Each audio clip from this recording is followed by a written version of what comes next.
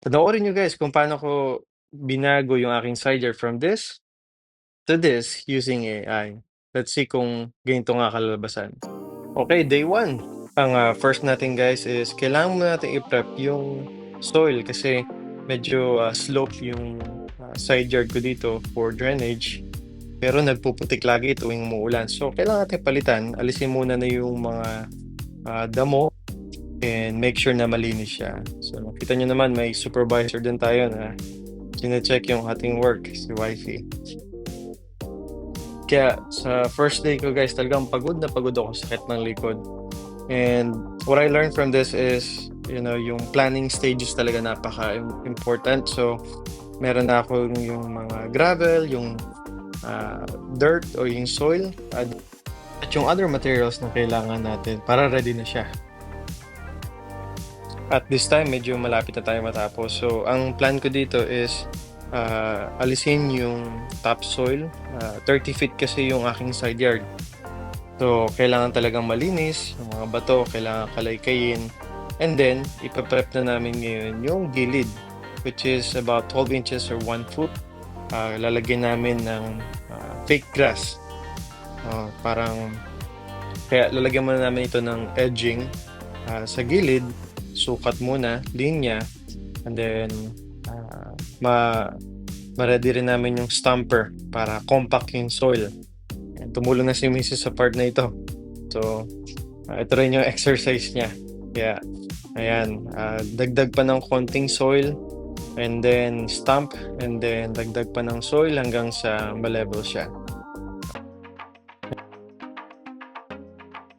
Okay, day 2. So this time may kasama na ako guys, dalawang kaibigan ko. At least na-prep na natin yung side yard. And then, ito naman, kailangan namin takpan yung gilid sa fence. Kasi dahil malaki yung gap, we need to put a barrier.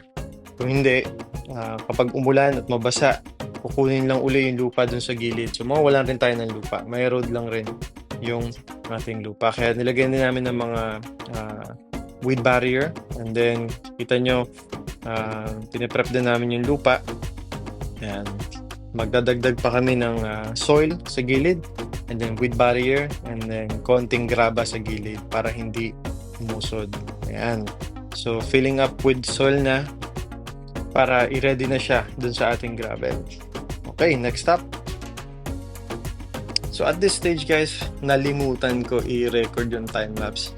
So kaya nakita nyo nakadikit na yung fake grass, yung paver, at yung gravel nakapatong na. At yung what takes time talaga guys is yung pagpapantay ng mga paver. So we use string to make sure na pantay lahat sila and align. At ito nga, ina-accomplish namin sa day 2. Okay, day 3 guys. Ito na yung last day. So dahil napasobra yung in-order ko na graba pati yung lupa, we decided na ituloy hanggang doon sa likod para siyang walkway na letter L. So bumili kami ng mga additional supply, and then bumili ulit ako ng fake grass para ikabit doon sa kabilang wall. Yun yung magsisilbing nasa side, parang connected siya. Maganda yung flow na papunta sa likod. And then additional paver para doon sa ating walkway. Kaya prep work ulit, digging, stamping, tsaka pagsusukat. Bumili rin kami ng mga bagong edging na mga straight edging from Lowe's. And then layout na ng ating weed barrier.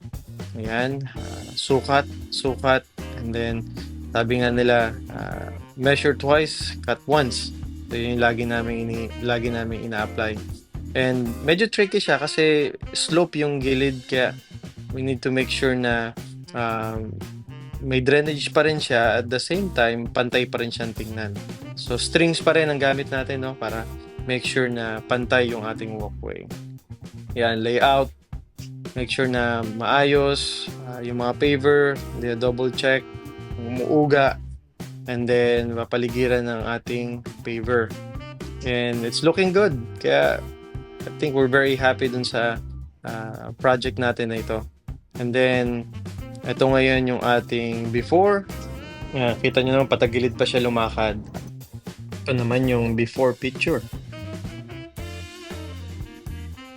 Ito naman yung AI generated idea natin, no? At ito yung final outcome. Ano sa tingin nyo, guys? Close ba? Well, dadagdagan pa natin yan ng mga planter at iba pang bagay, pero that's it.